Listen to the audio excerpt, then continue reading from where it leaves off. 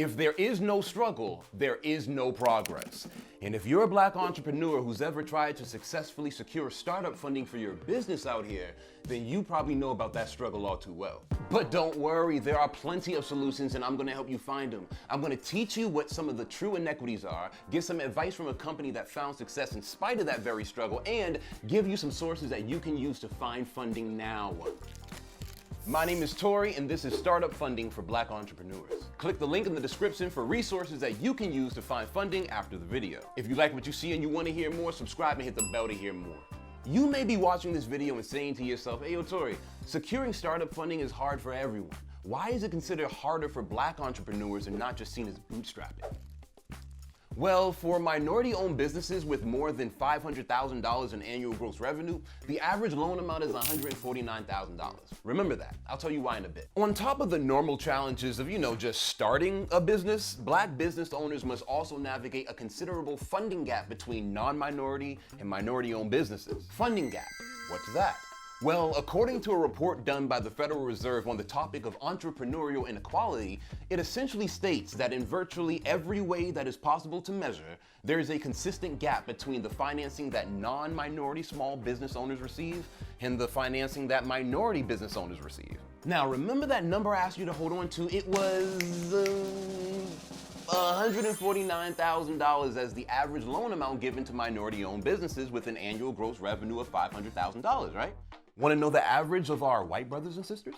Non-minorities with an annual gross revenue of $500,000 report an average loan amount of $310,000. Around these parts, we call that the funding gap. This rears its ugly head in a bunch of ways for Black entrepreneurs, such as you getting more scrutiny when you're trying to apply for a loan. If you do receive support, you receive less financing less often at higher rates. Or you are discouraged from applying altogether because you are labeled a credit risk. For these and so many other reasons, it's extremely hard for us to just walk in and secure adequate funding when we have an amazing business idea. So what do we do?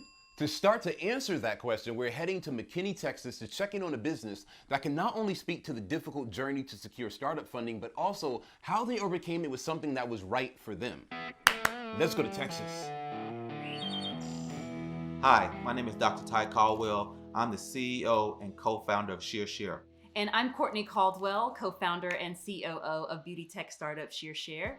We're the largest provider of on-demand salon and barbershop space rentals worldwide. SheerShare is the first B2B mobile app that allows licensed beauty professionals to connect a salon and barbershop empty space. 40% of salon and barbershop space goes unused. We help salon and barbershop owners make money on their excess capacity, and stylists all over the world get to rent professional space to work when they need it, where they need it. Hey, Courtney, Dr. Ty, thank you both so much for letting us drop in. I got my pencil, I got my pad. Let's jump right into it. First question, why did you start SheerShare? They say that necessity is the mother of all invention, right?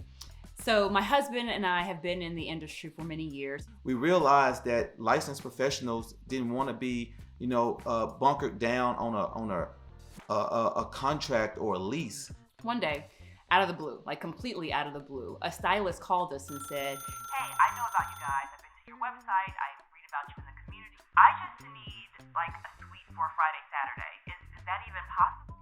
And at this particular time, I was like, who does that? Took it to my wife.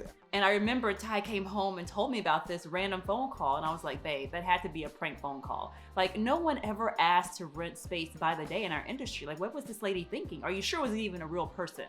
And he said, I would rather make something rather than nothing. Called the young lady back up the next day and decided to give it a shot. And, in a matter of, I would say, weeks, we were helping her get into other salons and barbershops. Her friends were realizing that she was posting on social media, and we found ourselves doing this manually for three years. Before we finally said, wait a minute, there's got to be an app for this because there seems to be an app for everything else, and we couldn't find it. And so that was when SheerShare was born. What was the hardest part of your funding journey as a Black entrepreneur? The hardest part, not knowing that there are people out there that are called venture capitalists, angels. We didn't know anything about that. Having my background as an entrepreneur, utilizing my own funds, making it work. We did not know anything about this VC world, this world of where people were able to give you money to fund your dream or fund an idea that they wanted to go on a journey with you with. Is there anything that you learned specifically about being Black on that journey to find funding? Definitely. You have to realize that this is a uniform. This is what we wear every day. This is something we can't change. The only thing we have to do going into this is believing in ourselves. We knew how hard it was going to be. We've always known it would be difficult, even just going to banks asking for money. Which brings us to Google Demo Day. Each year, Google brings together a group of investable companies from around the world and gives them a chance to pitch in front of a room full of investors. In 2018, ShareShare not only got the chance to be invited, but you also received significant funding as a result. So I have to ask, Courtney, how was that experience? I laugh at how kind of serendipitous it's all been, because when we were looking for the app that does what ShareShare does, we went to Google first, right? We typed in google.com and typed in some keywords to try to figure out, is there an app that does this? Because we want to be able to share this, if there is such a resource, with other stylists who are going to call us. To end up now being able to receive funds from Google's Black Founders Fund, it's just a feeling unlike any other. Large of a company as Google is, they really understand that the best things kind of start small, and they have startup, blood running through their company culture, and so they get what the little guy, if you can call ourselves a little guy, has to go through every day. But to get the validation from Google, that was an immense boost to us. Last question. What is your biggest piece of advice to potential Black business owners in regards to startup funding? One thing that we did that we kind of just fell into is that we learned about pitch competitions. That first referral, again, through relationships, now led us to that very first pitch competition. And then we said, well, I wonder if there are other things like this or events like this that would hear our great idea and want to give us money, or if there was some kind of winning pot. And we did that. And so all along the way, we built ShareShare, again, through relationships, through referrals, but we started receiving funds through even pitch competitions. So make sure that you're taking a look at all the opportunities that are around you, because they're there. Another major shout out to ShareShare for providing those thoughts and tips. Now let's combine those suggestions with my own special recipe and start to fund that startup. Get a business plan together. This is a basic outline of what your business is and how it'll work. But pay extra close attention to your financial summary, aka how will your business actually make money? And funding requirements, aka how much money do you need to make this thing happen, and where will it go if an investor actually gives it to you? By truly hashing out those 2 points in an already tight business plan, it'll let whoever you're presenting this opportunity to see the value, risk, and true potential of your idea.